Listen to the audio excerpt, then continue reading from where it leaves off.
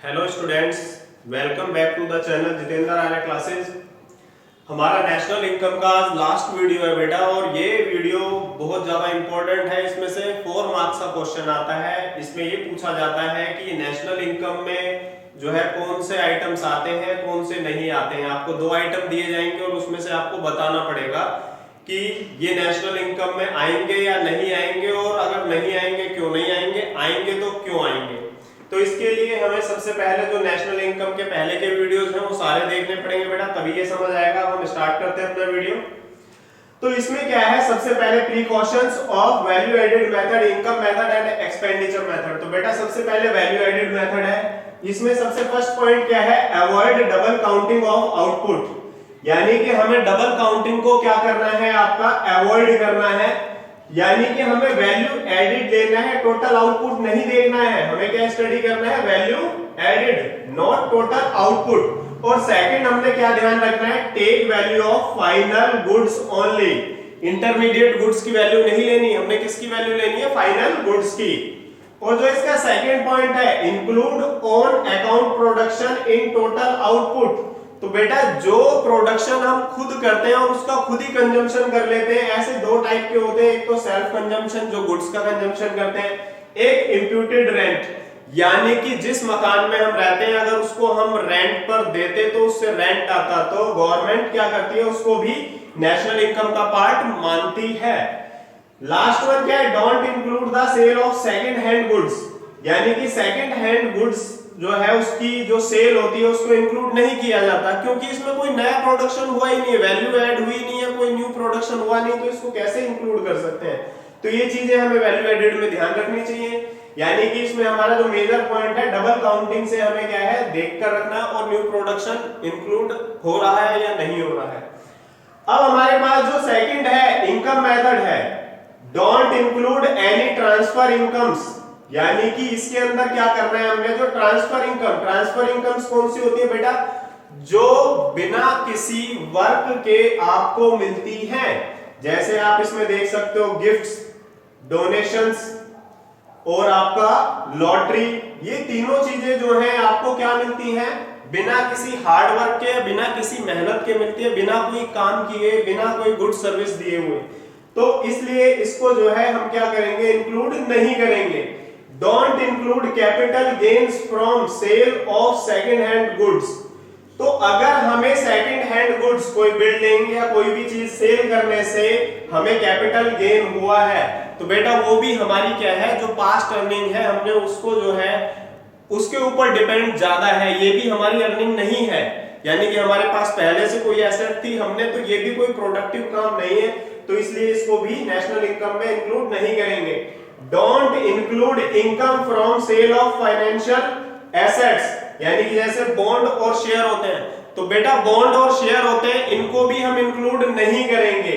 इसमें हम क्या करेंगे कि आपका जो बॉन्ड और शेयर है, ये हमारे क्या होते हैं, इसमें केवल टाइटल चेंज होता है। क्या होता है बेटा, टाइटल चेंज होता है आपका। इसके अंदर क्या है, ओनली टाइटल चेंज होता है, कोई प्रोडक्टिव सर्विसेज नहीं मिलती हैं।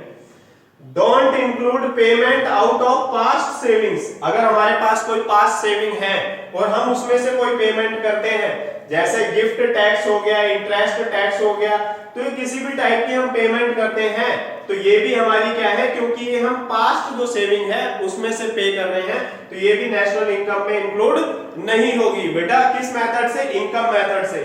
यानी कि हमें इसमें ये ध्यान रखना है, इनकम हमारी क्या होनी चाहिए, फैक्टर ट्रांसफर नहीं होनी चाहिए। अब हमारे पास जो एक्सपेंडिचर मेथड है, इसमें क्या है, properly identify expenditure on intermediate goods and services. यानी कि हमें क्या करना है, सबसे पहले ये देखना है कहीं गुड्स और सर्विसेज इंटरमीडिएट तो नहीं है। अगर इंटरमीडिएट है तो हम इंक्लूड नहीं करेंगे। फाइनल गुड और सर्विसेज हम क्या करते हैं, आपका ऐड करते हैं। Include expenditure on account output. Same यही वाली ही पोजीशन है आपकी कि हम अगर एक्सपेंडिचर करते हैं किस पर, इंप्यूटेड रेंट पर या सेल्फ कंजम्पशन पर, तो वो भी आपका क्या होगा, इसमें इंक्लूड नेशनल इनकम के अंदर करेंगे। यहां भी कर रहे थे और यहां भी करेंगे। यहां पर पीएफसीई के बेस पे करेंगे, इसकी फुल फॉर्म आपको पहले बता चुके हैं। अब don't include expenditure on transfer payments. अगर हम ट्रांसफर पेमेंट्स कर रहे हैं, मान लिया हम किसी चीज की ट्रांसफर पेमेंट कर रहे हैं। ट्रांसफर क्या होता है कि मतलब बिना किसी रीजन के या बिना किसी गुड्स और सर्विस प्रोवाइड किए हुए अगर हम पेमेंट करते हैं तो वो भी आपकी इसमें नहीं आती, जैसे gifts, donations, old age pensions. यहां पर इसका नाम क्या था आपका ट्रांसफर इनकम, लेकिन एक्सपेंडिचर मेथड में यही क्या हो जाती है आपकी ट्रांसफर पेमेंट्स। अब इसमें don't include expenditure on financial assets, यानी कि हमें इसमें जो है फाइनेंशियल एसेट्स पर जो एक्सपेंडिचर होता है जैसे शेयर, बॉन्ड्स, ये सब परचेज करते हैं तो यहाँ पर ये एक्सपेंडिचर है। तो ये केवल इसमें गुड सर्विसेज का कोई प्रोडक्शन नहीं, इसमें केवल टाइटल चेंज हो जाता है एक पर्सन से दूसरे पर्सन के पास, तो इसलिए ये भी हमारा नेशनल इनकम में इंक्लूड नहीं होगा एक्सपेंडिचर मेथड से। Don't include expenditure on second hand goods, second hand goods पर भी हमारा जो है आपका नेशनल इनकम में इंक्लूड नहीं होगा, वो हम इस मेथड में भी पढ़ चुके थे। और यहां पर भी क्या है आपका कि एक्सपेंडिचर आपका सेकंड हैंड गुड्स का, क्योंकि इसके अंदर क्या है आपका कि हम पहले उसको इंक्लूड, जब हमने पहले परचेज किया था तब हम उस एक्सपेंस को एक्सपेंडिचर मेथड में ले चुके थे, अब दोबारा हमें उसे नहीं लेना चाहिए। तो बेटा आप इसको अब जो है नोट डाउन कर सकते हो। अब स्टूडेंट्स हम देखते हैं आपका कि नेशनल इनकम में जो है जो आपका एग्जाम में आता है वो इसी फॉर्मेट में आता है कि कौन सा नेशनल इनकम में इंक्लूड होता है, कौन सा नहीं होता है। इससे पहले हमने प्रिकॉशंस पढ़ी थी, तो अब हमें इसमें रीजन भी साथ के साथ बताना है। 1 मार्क्स यस आपका उसका मिलेगा कि ये नेशनल इनकम में इंक्लूड होता है नहीं होता है, और सेकंड आपका किसका मिलेगा, रीजन आपको साथ में बताना पड़ेगा। तो सबसे पहले अगर हम देखें इसमें item not included in national income, national income में कौन से आइटम इंक्लूड नहीं होते हैं। तो बेटा तीनों मेथड में हम पहले भी आपको बता चुके हैं, इसमें न्यू प्रोडक्शन होता है और इसमें डबल काउंटिंग पे नजर रखते हैं कि वो नहीं होनी चाहिए। दूसरा जो मेथड है आपका, इसमें क्या होता है आपका फैक्टर इनकम होनी चाहिए, यानी कि मेहनत की कमाई। अगर हम सिंपल लैंग्वेज में कहें, ट्रांसफर इनकम का मतलब क्या है, बिना मेहनत की कमाई। ये बेटा हम अपनी नॉर्मल लैंग्वेज में समझने के लिए कह रहे हैं, वैसे आप इसको ऐसा कह नहीं सकते हो। अब आपका फैक्टर पेमेंट है, फैक्टर पेमेंट का मतलब ये है कि आप लॉजिकल किसी रीजन से अगर पेमेंट कर रहे हो, और ट्रांसफर पेमेंट बिना किसी रीजन के पेमेंट करना। तो हम देखते हैं इसमें सबसे first items not included in national income. तो सबसे पहले ट्रांसफर इनकम देखते हैं। तो बेटा ट्रांसफर इनकम है ये, तो नाम से ही पता चल रहा है ये ट्रांसफर इनकम आपकी क्या है, इंक्लूड नहीं होगी, क्योंकि ये जो ट्रांसफर इनकम है ये कोई प्रोडक्टिव नहीं है, यानी कि इससे कोई प्रोडक्शन इंक्रीज नहीं हो रहा है, गुड्स और सर्विसेज का फ्लो नहीं हो रहा है। सेकंड भी आपका क्या है, ट्रांसफर पेमेंट है कंपलसरी, यानी कि गवर्नमेंट ने कोई टैक्स लगा रखा है, आपको पे करना ही करना है। गवर्नमेंट चाहे उसके बदले में आपको कोई सर्विसेज दे चाहे ना दे, आपको ये पे करना ही पड़ेगा। तो यानी कि ये भी आपका इंक्लूड नहीं होगा, क्योंकि ट्रांसफर इसमें नाम आ रखा है। Sale and purchase of second hand goods, तो बेटा ये भी आपका सेल एंड परचेज, क्योंकि नया प्रोडक्शन हुआ ही नहीं।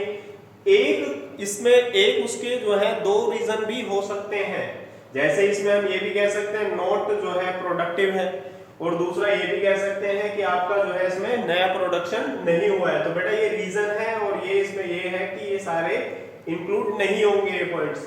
एक्सपेंडिचर ऑन इंटरमीडिएट कंजम्पशन, तो इसको इस एंगल से भी देख सकते हैं कि इंटरमीडिएट कंजम्पशन नेशनल इनकम के वैल्यू एडेड मेथड में लिया ही नहीं जाता, और एक्सपेंडिचर मेथड से भी देख सकते हैं हम, क्योंकि एक्सपेंडिचर मेथड में तो हम इसको जो आपका इंटरमीडिएट कंजम्पशन को नहीं लेते हैं एक्सपेंडिचर मेथड में। अब आपका क्या है, sale and purchase of share and bonds, यानी कि सेल और परचेज जो है शेयर और बॉन्ड, ये तो इसमें कोई गुड सर्विसेज ना तो फ्लो होती है ना प्रोवाइड होती है, ये तो केवल एक क्या है टाइटल है, इसलिए इसको भी हम जो है इंक्लूड नहीं करते हैं। नॉन मार्केट ट्रांजैक्शंस, तो जो मार्केट में जिनको कैलकुलेट ही नहीं किया जा सकता, जैसे हमने पहले कई बार, जैसे हाउस होल्ड लेडीज होती हैं तो उनकी जो घर में सर्विसेज होती हैं तो उसके लिए हम कैलकुलेट कर ही नहीं सकते, तो इसलिए उसको भी नेशनल इनकम में नहीं इंक्लूड करेंगे। Capital gains, sale of fixed assets, यानी कि कैपिटल गेन क्या है, ये आपकी जो है हार्ड वर्क की मनी नहीं है, ये आपको पहले से मिली हुई है या आपने अपनी अर्निंग से पहले परचेज कर रखी है, इसलिए कैपिटल गेन जो होगा वो आपकी इनकम नहीं कहलाएगी। आपके पास पैसा तो आएगा, तो ये प्रोडक्टिव नहीं है ना प्रोडक्शन है, ये तो आपके पास पहले से थी। इसी टाइप से कैपिटल लॉस है, इस पर आपका कोई भी वो नहीं है राइट, ये आपके पास पहले से था। अर्थक्वेक या कोई नेचुरल कैलामिटी की वजह से वो आपके हाथ से चली गई, तो ये आपके हाथ की बात नहीं है, इसलिए ये भी आपका नेशनल इनकम में नहीं आएगा।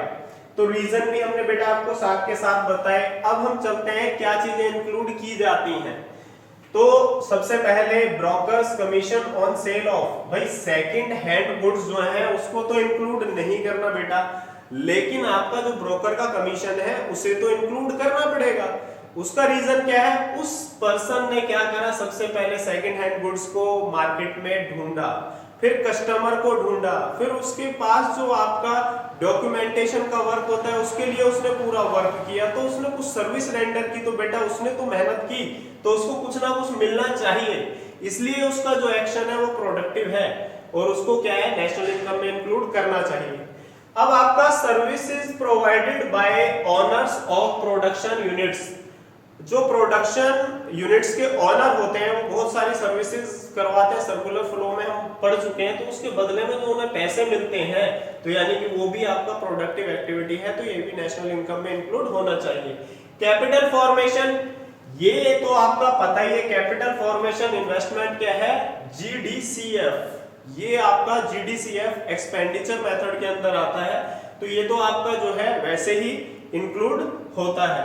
पेमेंट ऑफ बोनस, ये आपका क्या इनकम मेथड में सीओई कंपेंसेशन ऑफ एम्प्लॉइज में आता है, यानी कि बोनस की पेमेंट है, एम्प्लॉइज काम करते हैं उसके बदले में उनके जो एम्प्लॉयर्स होते हैं वो उनको एक्स्ट्रा मनी पेमेंट करते हैं, तो उनकी हार्ड अर्न मनी है। अब हम देखते हैं payment of bus fare by household, अगर आप जो है बस फेयर पेमेंट करते हो तो वो भी आपके प्राइवेट कंजम्पशन में आएगा, तो यानी कि ये भी हमारे में आएगा। अब फ्री सर्विसेज बाय गवर्नमेंट, ये किसके अंदर आएगा बेटा, आपका जीएफसीई, यानी कि गवर्नमेंट फाइनल कंजम्पशन एक्सपेंडिचर, जो आपका फाइनल कंजम्पशन एक्सपेंडिचर है उस पर, तो ये इसमें भी आएगा। अब expenditure incurred by a tourist, tourist ने आकर अगर यहाँ पर कोई गुड्स परचेज किया तो बेटा गुड्स का फ्लो तो हुआ, और दूसरा एंगल हमारा एक्सपोर्ट के एंगल से भी देख सकते हैं कि एक तरीके से जैसे हम फॉरेनर्स को एक्सपोर्ट करते हैं वो यहीं पर उस चीज को परचेज करने के लिए आ गए या वो अपनी कंट्री में उसको परचेज करके ले गए, तो हम इसको भी नेशनल इनकम में इंक्लूड करेंगे। अब profit earned by an Indian company, एक इंडियन कंपनी क्या करती है, बाहर की ब्रांच से पैसा अर्न करती है, तो बेटा वो भी नेशनल इनकम में आएगा। क्यों, क्योंकि वो फीफा हेड के अंडर जो है आपका आएगा, फीफा के बारे में भी हम आपको बता चुके हैं।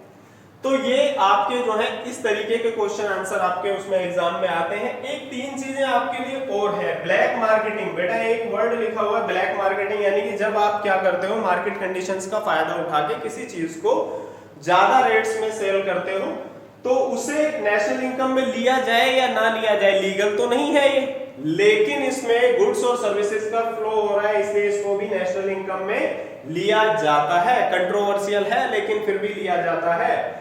विंडफॉल गेन्स जैसे लॉटरी या ये कुछ भी है तो आपकी हार्ड वर्किंग तो नहीं, यानी कि मनी है, ये आपको क्या है गॉड की तरफ से गिफ्ट कह सकते हैं कि आपने मान लिया 20 रुपीज की लॉटरी खरीदी और 20 लाख का आपको क्या है कोई भी लॉटरी निकल गई, तो ऐसी चीजों को विंडफॉल गेन्स कहते हैं। लास्ट क्या है, स्मगलिंग, हम गुड्स की स्मगलिंग करते हैं, चाहे तो यहां से दूसरी कंट्री में, चाहे दूसरी कंट्री से अपनी कंट्री में, तो बेटा यहां पर भी गुड्स एंड सर्विसेज का फ्लो हो रहा है, तो ये भी एक और कंट्रोवर्शियल इशू है, लेकिन फिर भी इसको नेशनल इनकम में हम क्या करते हैं इंक्लूड करते हैं। तो बेटा अब आप इसको नोट कर स्टूडेंट्स, आज के वीडियो का और नेशनल इनकम का लास्ट टॉपिक, इसके बाद आपका ये चैप्टर जो है फिनिश हो जाएगा और हम नेक्स्ट वीडियो जो मनी एंड बैंकिंग का देखेंगे। तो चलिए आज का लास्ट जो है टॉपिक हम देखते हैं, treatment of different items in domestic income. तो ये कह रहे हैं treatment of different items in domestic income. तो सबसे पहले हमें ये पता लगाना है कौन सी चीजें जो है आपका डोमेस्टिक इनकम में इंक्लूड होती हैं, कौन सी नहीं होती हैं। तो इसके लिए बेटा हमें दो चीज देखनी पड़ेंगी। सबसे पहला जो इसमें पॉइंट है डोमेस्टिक इनकम के लिए हमें देखना है, एक तो डोमेस्टिक टेरिटरी, जो सबसे मेन पॉइंट है कि डीटी में कौन सी चीजें हैं कौन सी नहीं है। फिर आपका जो सेकंड वो है इनकम के लिए कि फैक्टर इनकम है या नहीं है, इसको आज के वीडियो में हम पहले बहुत बार डिस्कस कर चुके हैं। और रेजिडेंट नॉन रेजिडेंट ये थर्ड पॉइंट है। तो ये कह रहे हैं फैक्टर इनकम फ्रॉम अब्रॉड, बाहर से कमाई गई फैक्टर इनकम। तो सबसे पहले ये बाहर से है तो डोमेस्टिक तो हो ही नहीं सकती है, तो इसलिए इसका आंसर क्या आएगा बेटा, नो, क्योंकि ये आउटसाइड डोमेस्टिक टेरिटरी से अर्न की गई इनकम है। अब हम सेकंड देखते हैं, profit earned by a resident of India, यानी कि इंडिया का रेजिडेंट है और from his company in USA.